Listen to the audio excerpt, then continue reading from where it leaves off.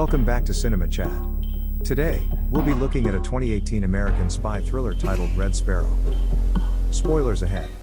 Watch out and take care. The movie revolves around the protagonist, a ballerina called Dominika Yegorova, who is recruited by the Sparrow School, a Russian intelligence service where female agents are trained to use their bodies as weapons.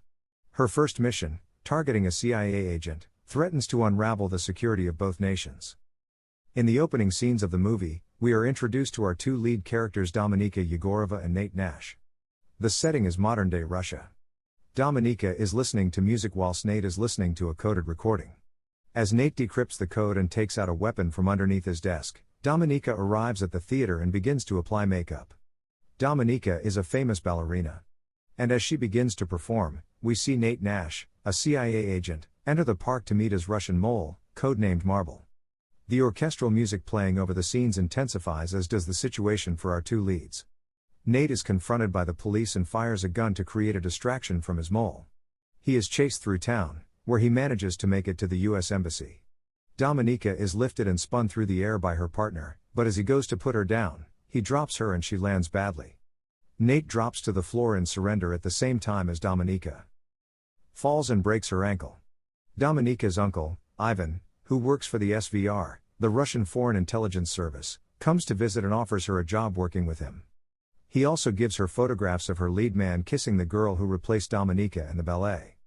Dominika understands that her dancing partner dropped her on purpose and goes to confront the pair. She walks into the theater to find the pair of dancers having sex in the bathroom. In a violent rage, she beats them both with her walking stick, then leaves. When she returns home, her mother has fallen and can't get up. It becomes clear to Dominika that she must take her uncle's job if she wants to take good care of her mother. We see Dominika getting dressed up as her uncle briefs her the details of her assignment. She is tasked with seducing Dmitry Ustinov for information, but when they go to his room, he begins to rape her. As this is happening, another SVR agent enters the room and kills Dmitry, strangling him with a fiber wire. Dmitry's blood drips onto Dominika. She is taken away by the SVR agent.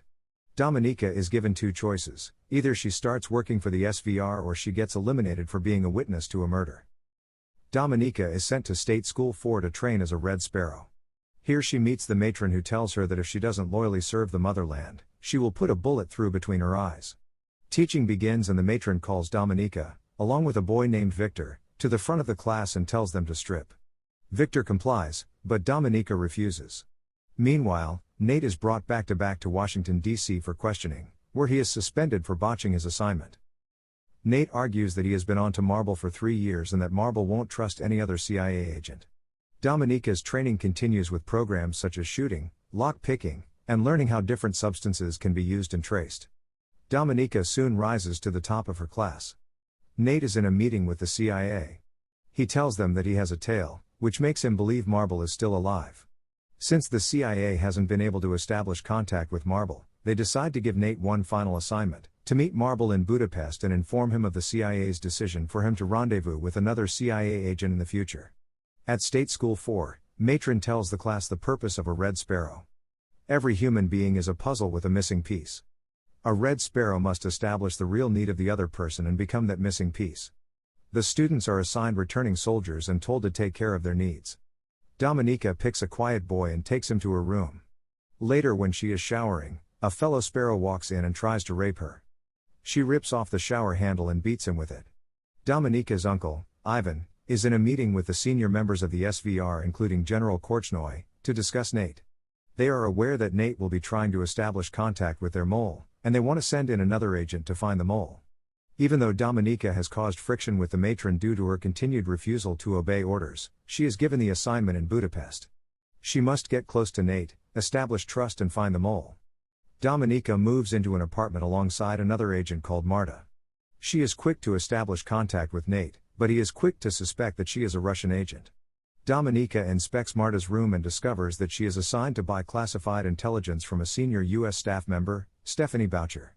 Nate has invited Dominika to dinner, but she doesn't show, instead waiting outside for him to leave.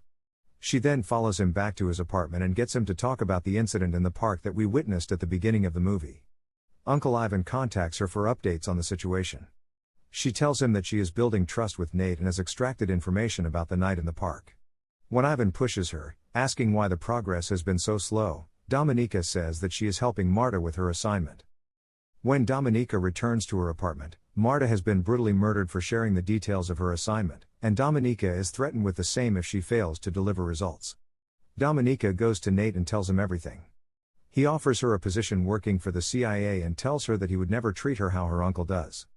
Dominika passes a lie detector given by the CIA and takes up their first assignment to meet with Miss Boucher and swap the intelligence for fake discs to give to the Russians. She completes this task, but as she leaves the hotel she is captured by the Russians and taken home. Here she is tortured. We see her repeatedly asked if she gave Miss Boucher to the Americans. The first time she says no, she is stripped naked, locked in a room with her hands tied to the ceiling. Water pours down on her and intensely heavy metal music is blasting at her. The second time Dominika says no, she is beaten with a hammer across her legs, arms, and finally her head. The final time Dominika says that she did not give Miss Boucher to the Americans, she is threatened with a gun, but when the trigger is pulled it becomes clear it wasn't loaded. Ivan enters the room to talk to Dominika. He tells her that he can only provide so much protection for her. She responds by telling her uncle that this was all part of her strategy. She had to make the Americans believe her betrayal is real. And by showing the Americans that she's been badly tortured will only win more trust. Nate will have total trust in her. Dominika asks her uncle to let her go back and prove that she can get the job done efficiently. At this point we are left to wonder whose side she is on. Upon Dominika's return to Budapest, she is reunited with Nate, they passionately embrace and the care they have for each other seems to be genuine. However, in the middle of the night, Dominika awakes to find that Nate is no longer asleep next to her. She walks out into the kitchen where she sees Nate tied to a chair, an SVR agent slowly torturing him. At first, we see the shock on Dominika's face, but she knows what she must do and we soon see the distant look return to her eyes. She offers to help extract information from Nate by peeling off slices of his skin. Nate yells out in pain, but Dominika continues. As the trust builds between Dominika and the SVR agent, he lets down his guard just long enough for Dominika to attack him and free Nate. The two of them work together to kill the SVR agent, but not without sustaining wounds and injuries themselves. As Dominika recovers in hospital it looks like it is all over for her. She has blown her cover to the Russians by saving Nate's life and she has no further cards to play.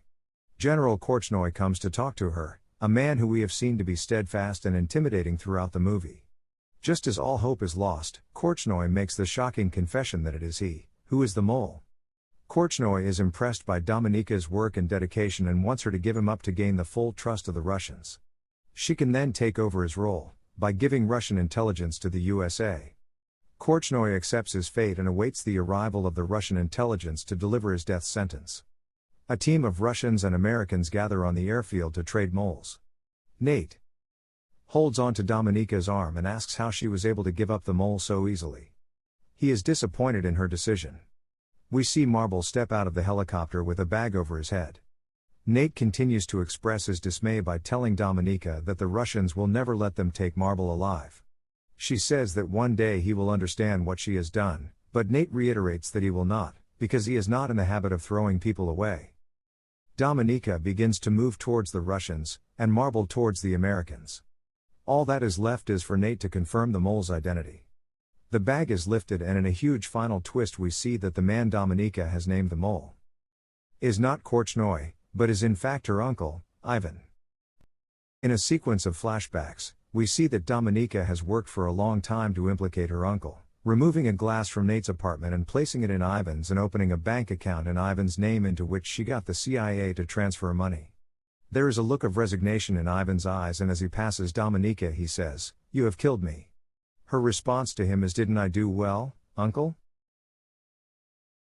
They walk past each other but as Ivan approaches the American, he is shot dead. The Russians grab Dominika who is in shock and push her into the helicopter. She is later receiving a Medal of Honor from the Russians. Korchnoi gives her a nod as everyone applauds. Dominika returns to looking after her mother. She receives a phone call. There is no voice, only the sound of classical ballet music, which makes her smile. Subscribe for more videos like this. Turn on notifications and leave a like to help the channel out. Thank you for watching. I'll see you very, very soon. Later.